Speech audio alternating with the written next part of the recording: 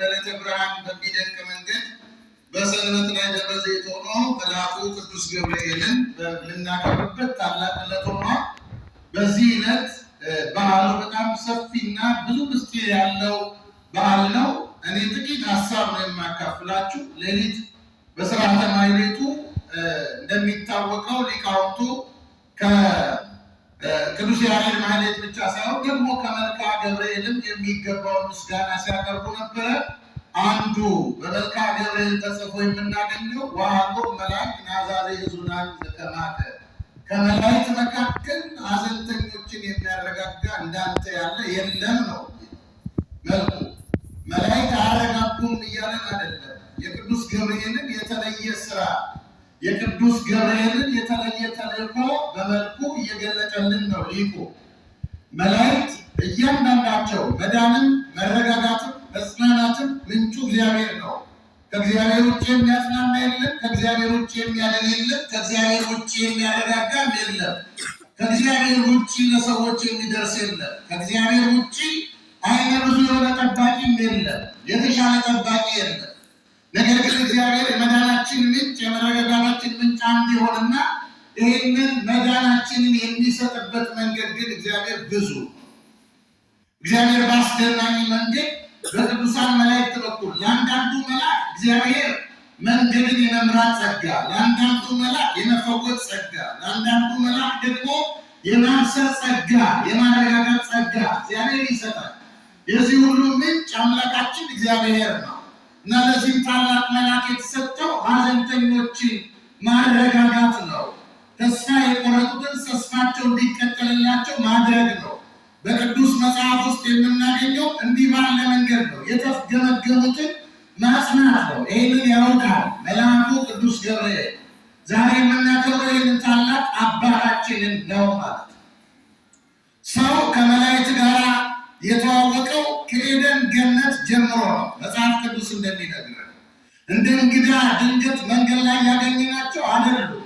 እንደ ሌሎች ወዳጆቻችን ከመንገድ ላይ ተዋውቀን ወዳጅነት የጀመርንባቸው አይደሉም። ሰው ከመላእክት ጋር ከኤደን ገነት ጀምሮ ይተዋወቃል። አዳም በኤደን ገነት ከመላእክት ጋር ነበረ፣ ምስጋና ከነሱ ጋር አቅርበዋል።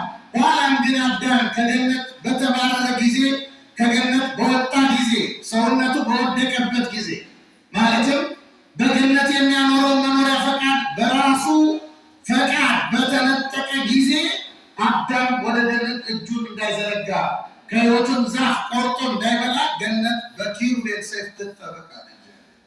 ሰው ከእግዚአብሔር ሲጣላ መላእክቱ የእግዚአብሔር ሰራዊቶች ናቸውና ቤተሰብ ከነበሩት ከሰው ጋር ተጣልተው ገነትን እንደ ዘበኛ ይጠብቁ ነበር። አዳም እንዳይገባ ማለት ነፃ ፈቃዱን ተጠቅሞ በተበላሸ ማንነቱ በወደቀ ሰውነቱ ባሪያ በሆነ መልኩ ለሞት ተቃራኒ የምታደርገው ዕፀ ሕይወትን ቆርጦ እንዳይበላ ገነት በኪሩቤል ሰይፍ ትጠበቅ ነበር።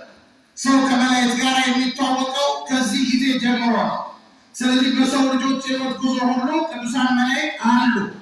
መላእክት ተግባራቸው ምንድን ነው ቢባል፣ አንደኛ የሰው ልጆችን መንገድ መምራት ነው። መንፈሳዊ መንገዳቸው ከእግዚአብሔር ጋር አንድ የሚሆኑበትን መንገድ የሚመሩ ቅዱሳን መላእክት ናቸው።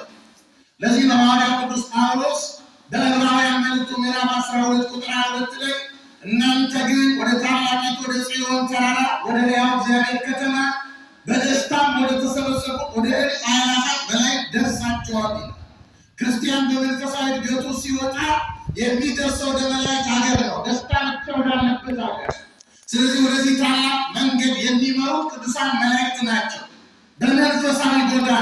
ሁለተኛው የቅዱሳን መላእክት ተግባራቸው ከአጋንንት ጥቃት መጠበቅ ነው። ወዳጆቼ አሁን እኛ በዚህ ዓለም ላይ ሐዘን በበዛባት ዓለም፣ ድካም በበዛባት ዓለም፣ ተስፋ መቁረጥ በበዛባት ዓለም፣ ሁለት ነገሮች በሚስተናገዱባት ዓለም፣ ፀሐይና ጨለማ፣ ጨረቃ፣ ክፉና ደግ፣ ጠዋትና ማታ፣ ሐዘንና ደስታ በምታስተናግድ ዓለም ሰው አንድ አይነት ወጥ የሆነ ኑሮ ሊኖር አይችልም።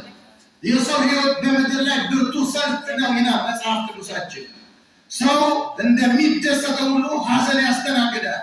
እንደሚያዝነው ደስታ ወደ ህይወቱ ይመጣል። ሁለቱም በሰው ልጆች ህይወት ውስጥ ይታወቃሉ። ሁለቱንም ግን የምናስተናግድባቸው ጉልበቶቻችን መላእክት ናቸው። አሁን ክርስቲያኖች አስባችኋል?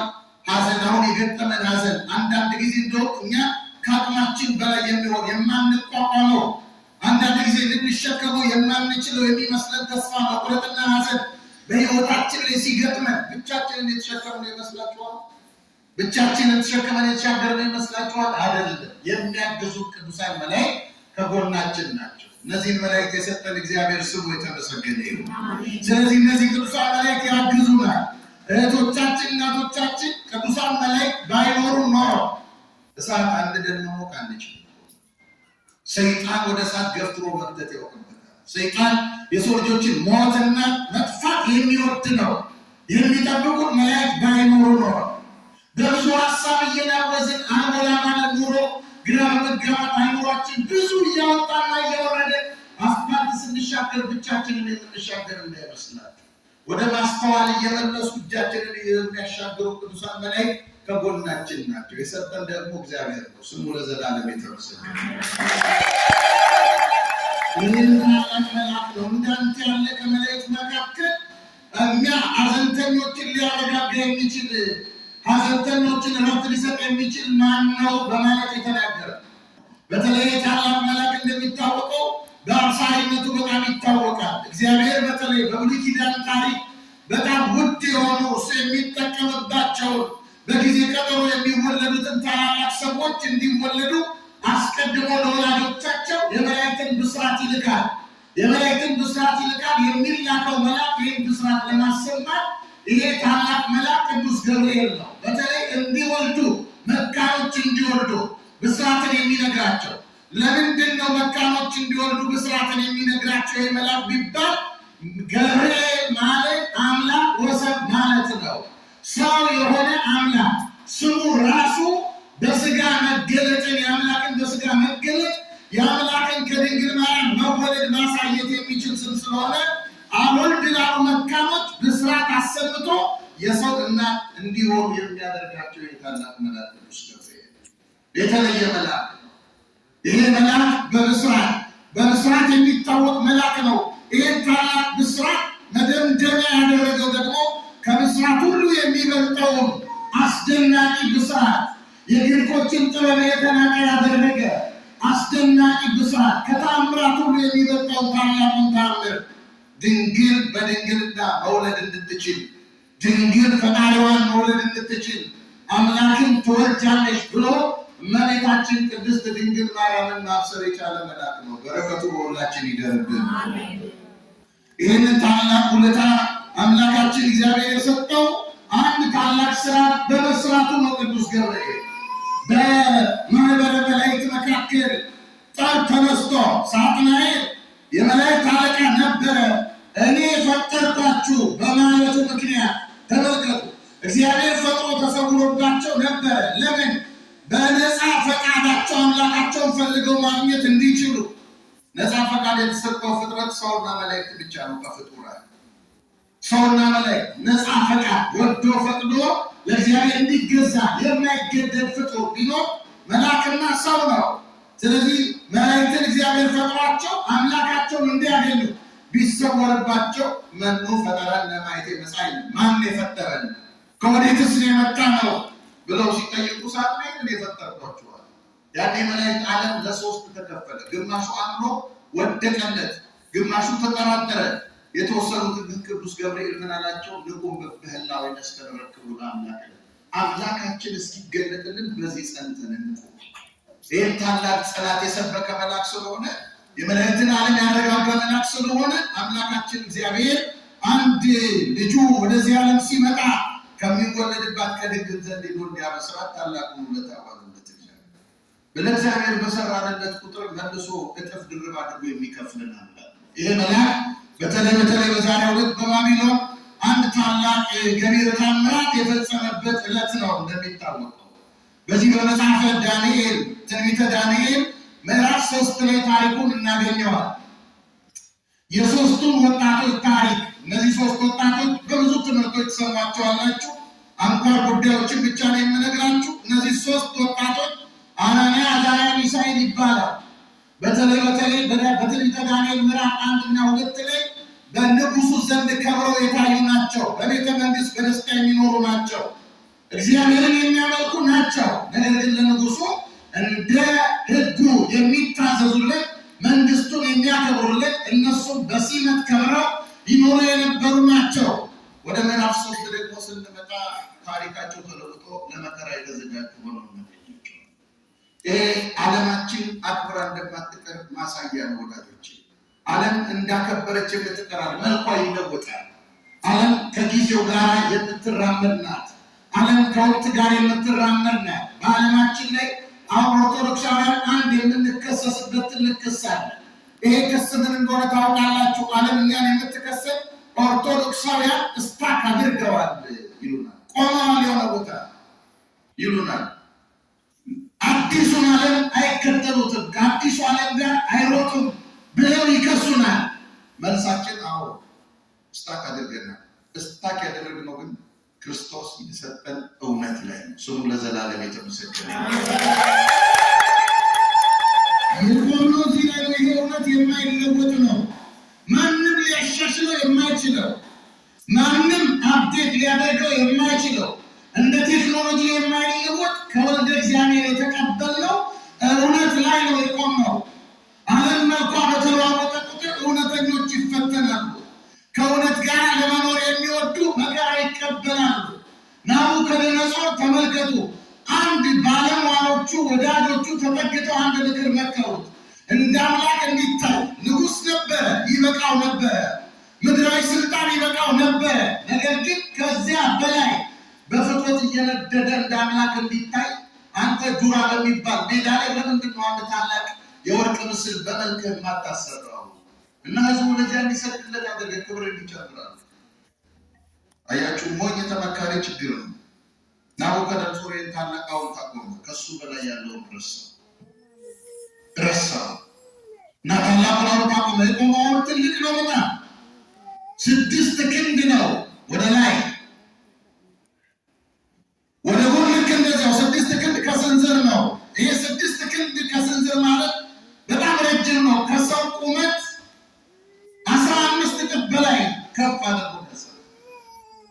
ለምንድን ነው ከፍ ያደረገው? ገዝፎ እንዲታይ ነው፣ እንዲፈራ ነው። ሕይወት አልባ ማለት ልክ እንደዚህ ናቸው። ገዝፈው መታየት ይወዳሉ፣ ከፍ ብለው መታየት ይወዳሉ። ለመፈራት ውስጣቸው የሚያስፈራ ማንነት ስለሌላቸው ሐሰተኞች ስለሆኑ በቁመታቸው ርዝመት መፈራት ይፈልጋሉ። ቁመቱን ከፍ አደረገው። የኔና የእናንተን አምላክ ግን ተመልከቱት ወዳጆች። የኔና የእናንተ አምላክ የባህሪ አምላክ ቢሆንም የፕሮቶኮል አምላክ አይደለም። አምላካችን እግዚአብሔር የተገለጠበትን መንገድ ስትመለከቱ እኔና እናንተን ፍለጋ ቤተልሔም በረት ወርቆ ነው ያገኘነው። ስሙ ለዘላለም የተመሰገነ ይሁን። በቤተልሔም በረት መገኘቱ አምላክነቱን የሚወስድበት የለም፣ ማንም የለም። የባህሪ አምላክ ነው፣ እውነተኛ አምላክ ነው። አምላክነታቸው ከእውነት ያልሆነ ግን እርሱን የሚያስጠብቁበት መንገድ ኃይል ነው፣ ጉልበት ነው፣ ግዝፈት ነው። እና ታላቅ በዱራ ሜዳ ቆሙ። ያንን ታላቅ ምስል አቆመ። የወርቅ ምስል ነው፣ ወርቅ አይደለም። እንደ ወርቅ የሚያመጨልጭ ነው፣ የሚያታልል ነው፣ ላይን የሚማርክ ነው። ልክ እንዲህ ያለ ነገር አቁሞ በአዋጅ አስነገረ። ህዝቡ በሙሉ መሳፍንቱም፣ መኳንንቱ፣ ነገስታቱም፣ በአጠቃላይ የአውራጃ ገዢዎች በሙሉ ወጥተው በዱራ ሜዳ ለዚህ ምስል እንዲሰሙ የንጉሱን አዋጅ ሰምተው የመለከት ድምፅ ሲሰሙ፣ የበገና ድምፅ ሲሰሙ፣ የክራር ድምፅ ሲሰሙ ለዚህ እንዲሰግዱ ባለስልጣናቱ ሁሉ አዘዘ። ለምንድን ነው ባለስልጣናቱን ያዘዘው? ባለስልጣናቱ ሲሰግዱ ተራው ህዝብ ደግሞ ተከትሎ አብሮ ይሰግዳል። ይህን አዋጅ አወጀ። ሁሉ ተሰበሰበ፣ በሁሉ ለዚህ ምስል ሰገደ፣ ወደቀ። ሙዚቃውን በሰማ ጊዜ አንዳንዱ ተመልከቱ፣ አንዳንዱ ቀድሞ ተማረከ። ንጉሥ ያዘዘውን ደግሞ የማናደርገው ምን አለ? የማንፈጽመው ምን አለ? ንጉሳችን የአምላካችን ነው፣ የአምላካችን ምትክ ነው። እሱ ያዘዘን እናደርጋለን ብሎ ያለምንም ቅድመ ሁኔታ በፈቃደኝነት ወደቀ። አንዳንዱ ደግሞ ትንሽ ልቡ የጠረጠረው የተሳሳተ ነው ብሎ ልቡ የፈራው ደግሞ በሙዚቃ ማታለል ስሜቱ እየሰከረ መስገድ ጀመረ። ከነዚህ ሁለት ያለፉ ናቸው እነዚህ ሶስት ወጣቶች። ዓለማችን እንደዚህ ናት ወገኖች። ዓለማችን ከእግዚአብሔር መንግስት ልትወጣ ስትፈልግ መጀመሪያ ደካሞችን ቶሎ የራሷ ታደርጋለች። ቶሎ አቅም ጉልበት አይፈጅባትም። ማገዷ አትጨርስም። የራሷ ለማድረግ አንዳንድ ደካሞች አሉ፣ ከእግዚአብሔር የተለዩ ልባቸው የጨለመባቸው፣ በቀላሉ ዓለም የማረከቻቸው፣ ዓለም የወሰደቻቸው